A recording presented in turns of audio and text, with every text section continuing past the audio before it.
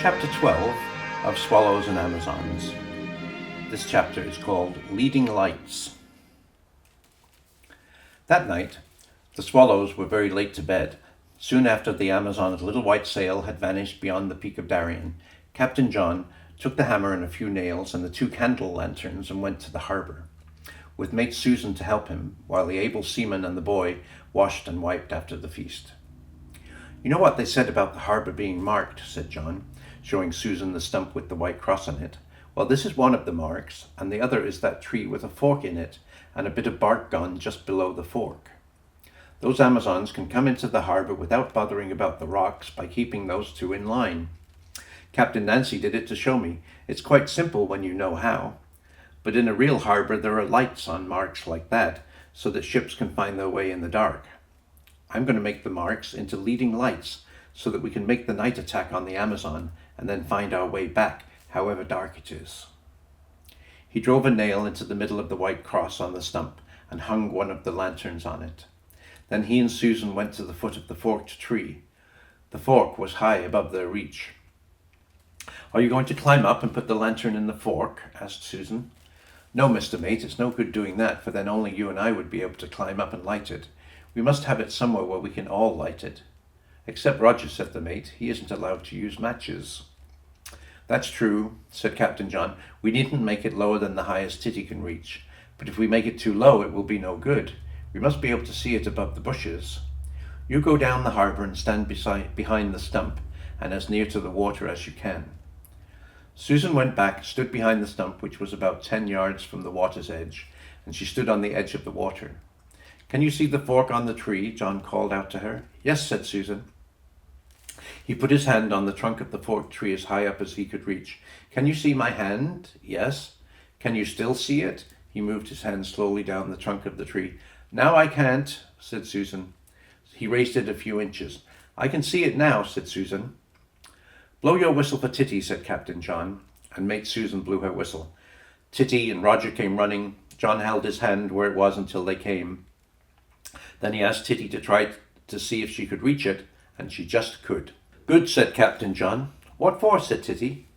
Captain John didn't answer. He drove in a nail just above the place where his hand had been, and then he hung the second lantern on it. "Now see if you can open the lantern." Able seaman Titty just stood on tiptoe and opened the lantern. "But what's it for?" she asked. "You'll see as soon as it's dark," said Captain John. "I can't reach it," said Roger after trying. "You won't have to," said Captain John. "Not until you're allowed to use matches," said the mate, "and by then you'll be tall enough." As soon as it began to grow dark, the whole crew of Swallow were at the harbour again. John gave the able seaman the matches, and she lit both lanterns while the boy watched. Then all 4 of them embarked. "Roger ought to be in bed," said the mate. "It won't take too long," said Captain John, "and we can't leave him alone." "Anyway, I'm not sleepy," said Roger. They rowed away down the lake, and the dark came fast overhead. Stars shone out, owls were calling, the edges of the lake disappeared under the hills. They could see the outlines of the hills, great black masses pressing up into the starry sky. Then clouds came up over the stars, and they could not even see where the hills ended and the sky began. Suddenly, high in the darkness, they saw a flicker of bright flame. There was another, and then a pale blaze lighting a cloud of smoke. They all looked up towards it as if they were looking at a little window, high up in a black wall, and as they watched, the figure of a man jumped into the middle of the smoke, a black, active figure beating at the flames. The flames died down, and it was as if a dark blind were drawn over the little window. Then a new flame leapt up, and again the man was there, and then that flame died like the others, and there was nothing but the dark. "It's savages," said Titty. "I was sure there must be somewhere in those woods." "It's the charcoal burners," said John. "The natives at the farm were asking if we'd seen them. We'd have seen them before if we'd been sailing this way." "They look like savages," said Titty. "Let's go and see them." "We can't now, anyhow," said Mate Susan. "How are we going to get home?" said Roger. "I can't see anything at all." Captain John was also wondering the same thing. He could not be sure where they were. He could not see the lanterns on the marks beside the harbour, but that was natural enough because they would be hidden by the high rocks unless the Swallow was opposite the entry. And of course he could not be quite sure that he could get in even if he could see the lights. He knew he ought to be able to, but after all he had never tried. It's one thing to row in using marks in daylight, when if anything goes wrong you can look about and see where you are.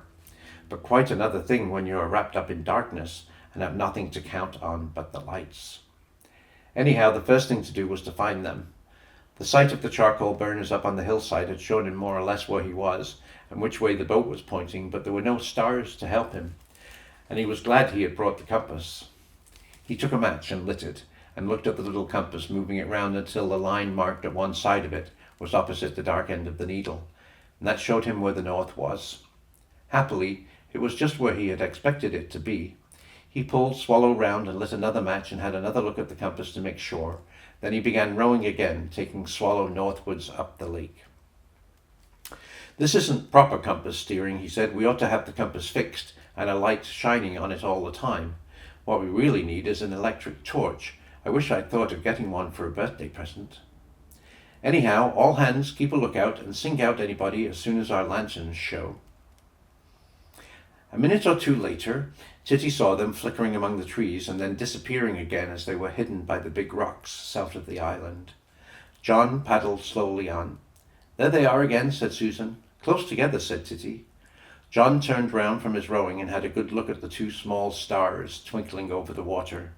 "Right," he said, and then remembering Captain Nancy, "Now I'm going to do nothing but row if you'll keep your eyes on the lights." "We can't see anything else anyhow," said Titty. "Are they still close together?" asked John. "Fairly close," said Susan. "Which light is which side of which?" said John. "What?" said Susan. "Where is the top light?" asked Captain John. "A bit to the left of the low one," said Susan. John pulled a stroke or two, pulling a little harder with his right. "Sing out as soon as it is just above it." "It's above it now. Now it's a bit to the right of it." John pulled to his left. "Above it. Tell me the moment it is one side or the other." He rowed on. Mate Susan, Able Seaman Titty, and the boy Roger watched the lights and sang out the moment the top one showed a little to left or right of the lower one. With so many lookout men, Captain John might have been content, but just once he looked round for himself and saw the two lights, one above the other. At last John grazed a rock with his starboard oar. "We must be close in now," he said. "I'm going to scull over the stern." "The lights are exactly one above the other," said Susan. John had shipped his oars and was now sculling over the stern. Susan and Titty had wriggled out of the way, and the boat moved on in the darkness. "The lights are quite close to us," said Roger, and as he said it, there was a gentle scrunch as the Swallow's nose touched the soft, pebbly beach of the little harbour.